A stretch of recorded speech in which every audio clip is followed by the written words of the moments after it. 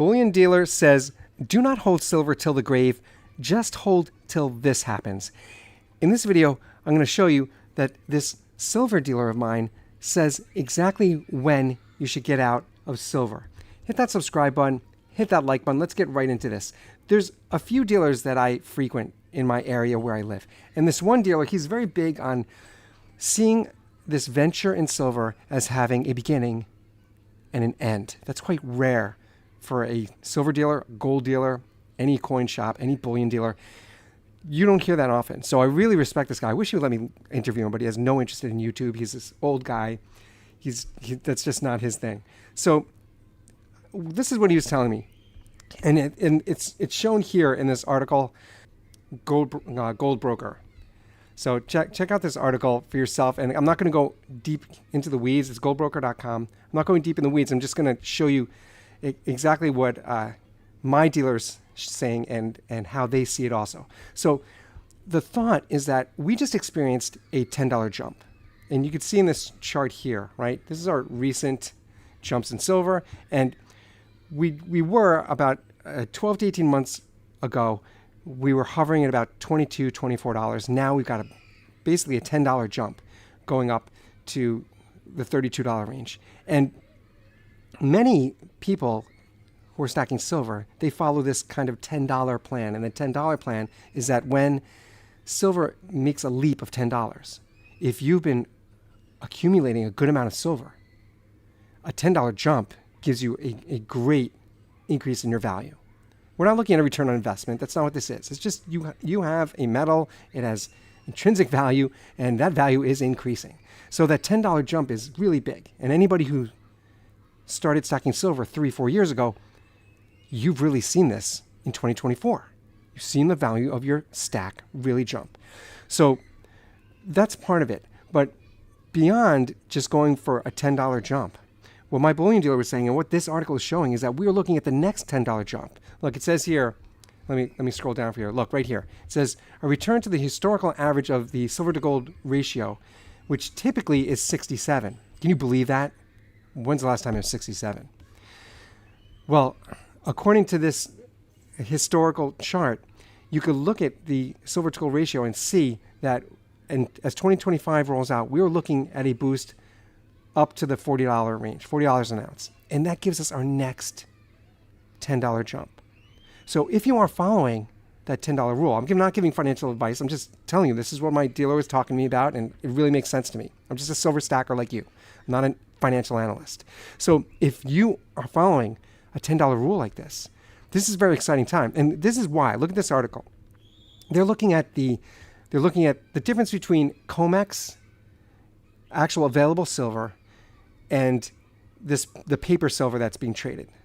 Again, check out this whole article. They go deep in the weeds in here. I'm just explaining it in regular words so we can all understand. What they're looking at is that this EFP premium, and that EFP premium right here, that's the difference between paper silver that's traded, right, trading futures in silver, and actual available silver in the COMEX. And this EFP premium is put in place. It's a structure in place, that's what they're saying, to kind of balance that out. And when we see a big boost in those premiums, that sends up a red flag. And it shows that something's not right, and we're going to see a change in silver, right? The silver price. And so that's what we're seeing. This bridge, this is what they call it here, this EFP mechanism, which is a bridge between two markets, mainly COMEX and also the London market. It's a bridge between those markets. We're seeing that the premiums are really gone up. And that tells us that a change is coming. It's like a wave starting to swell. We also, along with this, we could see here, banks are noticing, look, the EFP right here, it's currently 105 points, and that indicates that the COMEX futures price is $1.05 per ounce above the spot price of actual silver. So banks are really anxious about this, and when I say anxious, I mean they're losing money. When banks lose money, they don't like that. And red flags go up, and people start to really analyze this. Because the futures, all this money that was put in paper silver, not physical silver like you and I, that we stack silver, all of these people trying to short silver, it's not working out the way they wanted it to.